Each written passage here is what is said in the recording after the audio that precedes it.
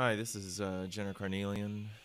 Um, this is my commentary on this little experiment I'm doing here. I've been watching a lot of Mark Crilly videos on YouTube. He does a lot of how to draw videos. You know, he's a cartoonist, American cartoonist that does a lot of manga work. And watching him just kind of gave me the idea to make a video of me drawing one of my pages for my graphic novel. The third graphic novel I'm working on is what we're looking at here. It's page 5, chapter 4 of Droid Soldiers. It's all based in the same world that I've been writing and drawing in for the past several years. First two books, the first one was called Guns, Robots, and Talking Animals, and the second one is called Headhunter, and this is the third one. Now, what I'm doing here is, I guess, the experiment is just to see if I can document me drawing an entire page, you know, and have it still be interesting. So obviously I had to time lapse this whole thing because it takes me 8 to 10 to 12 hours just to pencil and ink a single page, depending on what it is. And I don't think anybody's going to sit down and watch a video for 8 to 10 hours. And I don't think I would. This is the first time I've ever taken video of myself drawing, and I like making videos.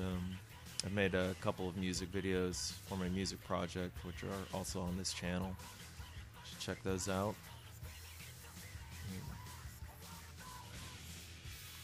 Now, what I'm doing here, I'm using a Prismacolor, non-photo blue Prismacolor to create the basic shapes of the drawings.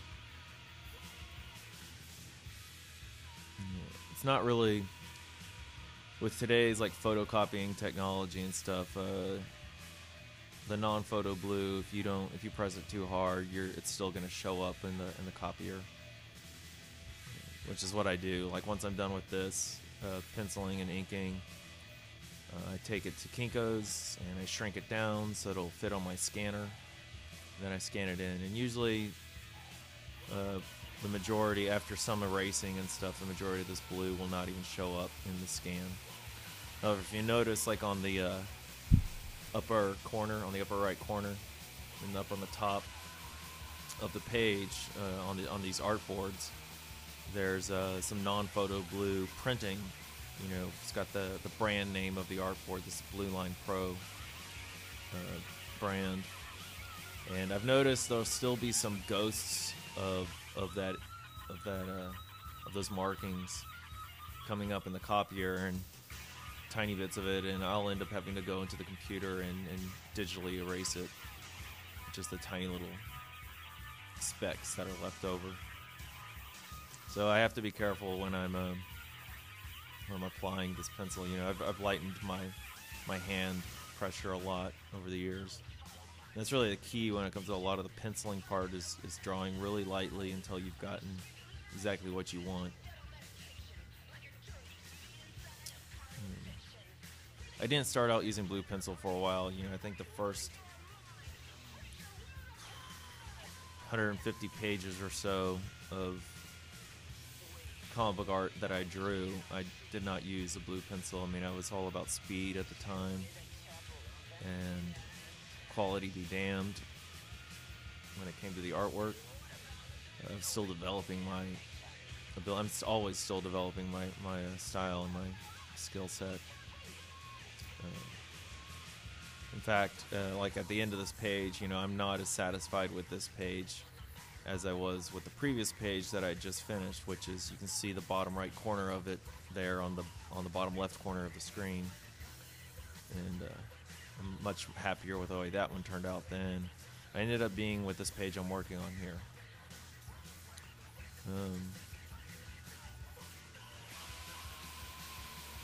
Now with the gray pencil part, that's when I start putting in the details. That's kind of like standard for American cartoonists, like comic book artists and stuff. It's just the process. You use that blue pencil to get your basics down, and then you start putting in the details with gray pencil. There are some artists, all they do is just put down the basic shapes in blue pencil, and then they just go over it in black ink. You know, then they do straight to black ink when it comes to their details. They've got their style, their skill. They know the characters they're drawing so well, you know, they can just do it. I'm not there yet. I mean, a lot of these characters that I'm drawing, I'm constantly having to look at my reference drawings. Like when I did the designs for the characters, I have printouts of the drawings I did sitting on my table. So if you see me pausing, a lot of it's because I'm looking at a reference. And for this character here, I've got an anatomy, a bodybuilder's anatomy printout tacked onto my wall. And every now and then I'll pause to look up at it to reference his muscles and stuff.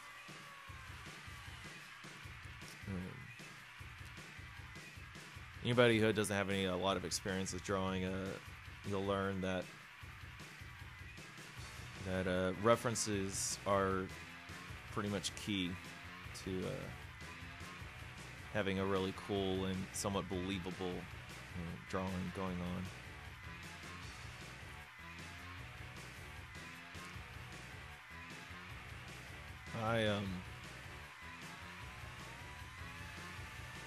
Crap. Well, I'm like forgetting what to say here, or running out of things to talk about. I had something I was going to say, and now I can't even think what I was going to say.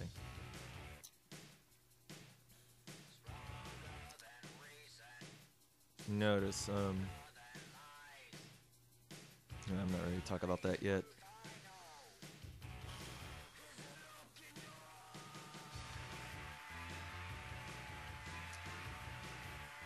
Right now, okay, I'm gonna just move on to this. What I'm drawing there, that's Amjack. It's the Sergeant Amjack. He's the main character of this storyline of this graphic novel. All my graphic novels have a different main character thus far. There's a common thread. They're all based in the same world. But I like to jump from character to character. At least with this this little trilogy. This book completes a trilogy. The storyline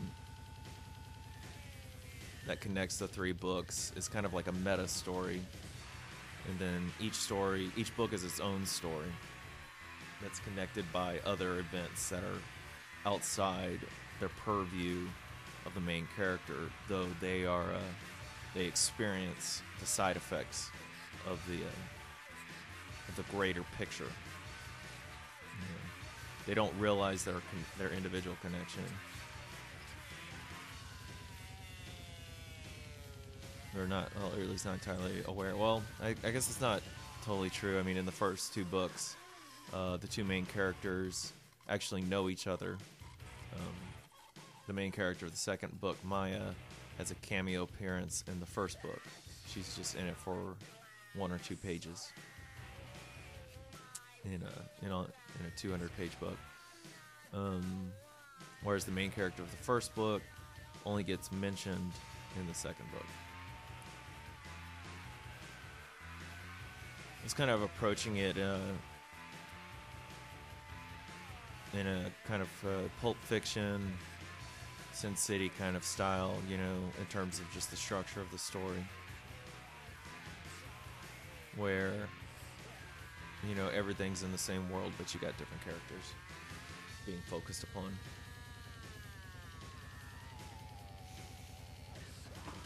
Except my world's more cyberpunk and semi-post-apocalyptic.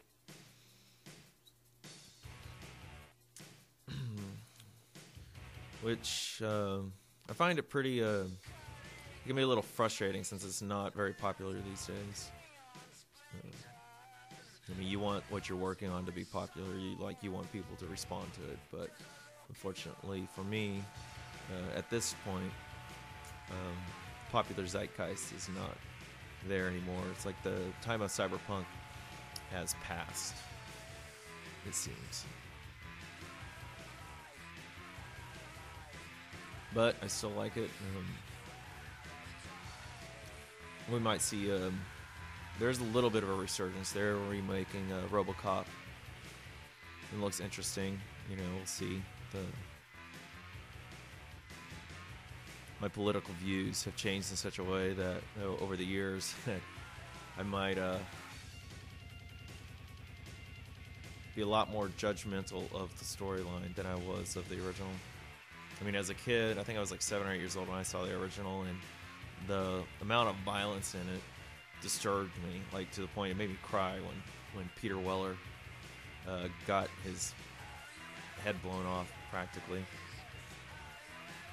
I mean, it's cheesy. When you watch it now, it's a pretty cheesy film, but it's a lot of fun at the same time, you know, when you watch it within context.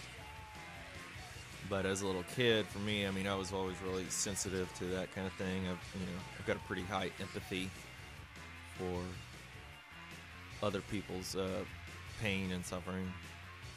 Like, I've become aware of it. You know, I've become I went through a phase, like, in an attempt to overcome all that, you know, to where I was constantly watching lots of horror movies to numb myself.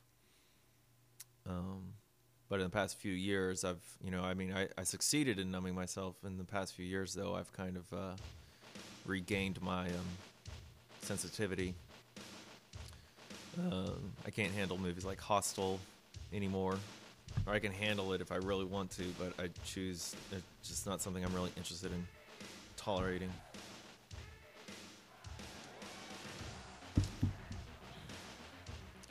My feet are already starting to get cold. I'm in my recording studio, and it's not temperature controlled, and it's about probably 60 degrees in here. Maybe a little less. As you saw, I had to like erase the head on I don't know, God, what's that character's name? Yeah, Sergeant Vitneg. Yeah, they all have goofy names. These guys, these robot dudes are like, you see me, I just like referenced a profile printout that I have of all my characters for this book. Yeah, but these guys, they're like living robots, a race of robots. They got different ethnic groups, different nationalities. The primary nationality that this book focuses on is the Republic of Terios. And this guy that I'm drawing now, like at the moment I'm drawing his weapon. He's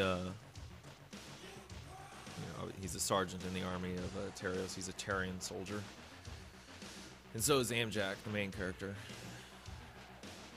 In fact, the majority of the Mechanites, that's what they're called, their race,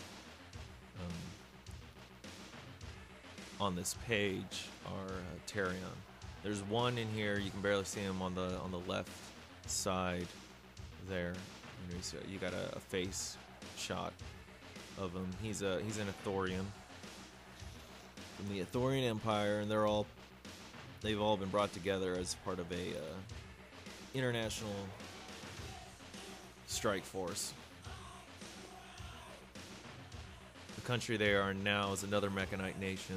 It's recently fallen, and it's called the Dominant Nation, and it's featured prominently throughout the other two books relative to the other Mechanite countries. The thing about the Mechanites, they're all on their own continent. All the countries, they reside on a single continent. It's about the size of Australia. And whereas the humans populate the majority of the world.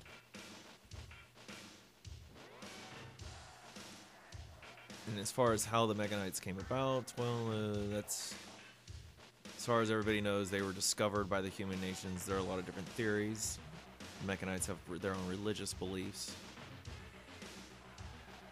And like the human religious beliefs, they're a bit on the fantastic side, and they border on usually it's a creation type mythos that they believe in. And then there are scientists and stuff that